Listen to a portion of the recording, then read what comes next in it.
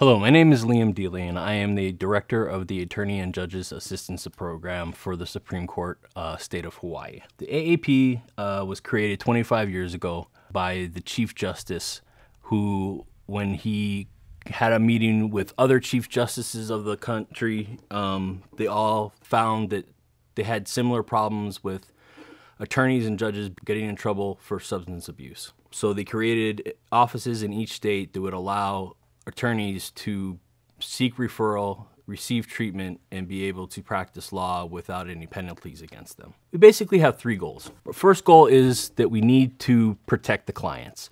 If a client has an impaired attorney, not only are they not going to receive proper representation, but the ramifications on their life could be devastating. At the same time, an impaired lawyer is a black eye on the practice of law itself. Attorneys already have a bad reputation amongst the public, just for the old jokes and the idea of what we actually do. But when you have people who are publicly misrepresenting their clients due to the fact that they're altered by drugs or alcohol, it further loses the trust of the public. The second goal of the Attorney's Assistance Program is to help attorneys, judges, and law students who have substance abuse or mental health issues. We try to intervene in situations where we know an attorney is impaired due to use of substance abuse or of a mental health issue. And we also do it for judges, and we also do it for law schools. That basically, we would get them evaluated. We would send them to the proper treatment facility.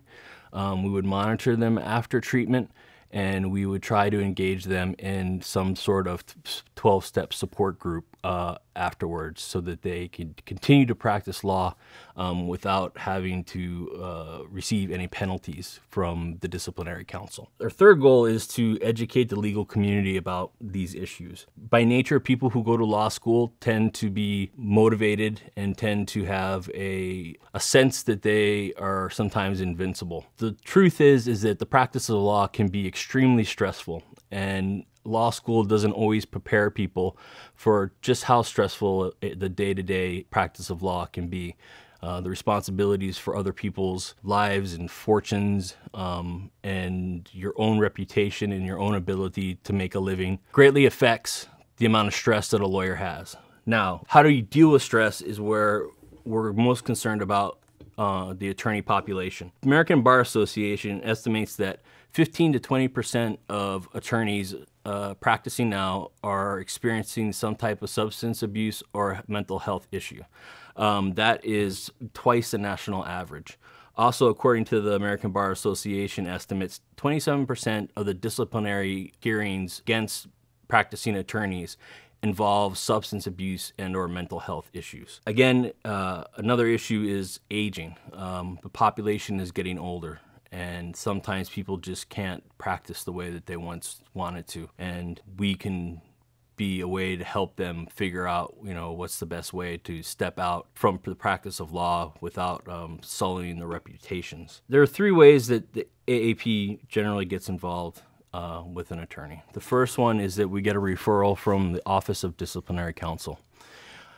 The Office of Disciplinary Counsel addresses all complaints that clients or other attorneys make against attorneys that they have done something unethical. Usually the way that they get referred to the Attorney Assistance Program would be that they got a DUI, and so then they had to report to us to be able to get counseling. Sometimes at that point they'll be put on a contract for treatment for which they would need to fulfill in order to avoid further disciplinary action. Second is self-referrals.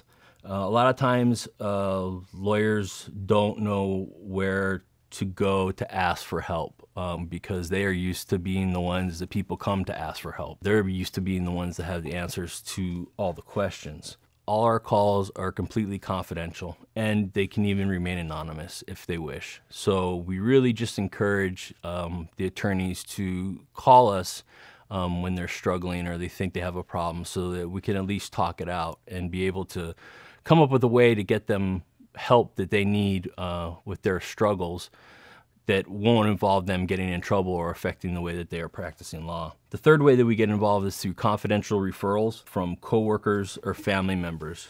And this is an area where especially people who are paralegals be on the front line of the practice of law. You will be interacting every day with the attorneys. You will work with them side by side. You will get to know them very well. They will become your colleague. They may even become your friend. But we all have a duty to protect the reputation of the practice of law. And if someone that we're working with or someone that we feel is impaired and might need help and is unwilling to get it themselves, we have a duty to report that.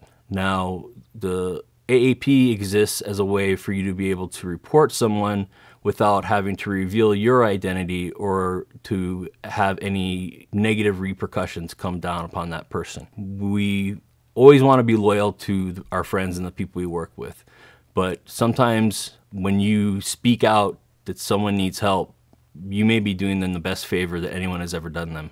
Not only could you be saving their career and possibly even their life, but also your career. Because if something goes on with the attorney that he ends up being disbarred and you were part of that firm, that label will follow you and your reputation around the community.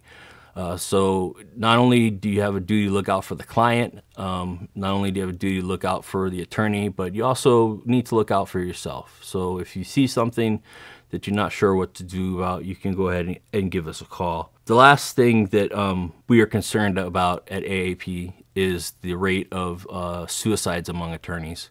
According to the CDC, attorneys rank 4th highest in suicides as ranked by profession. They're only beat out by dentists, pharmacists, and physicians. Also, the American Psychological Association reports that lawyers are almost 4 times more likely to be experiencing serious depression.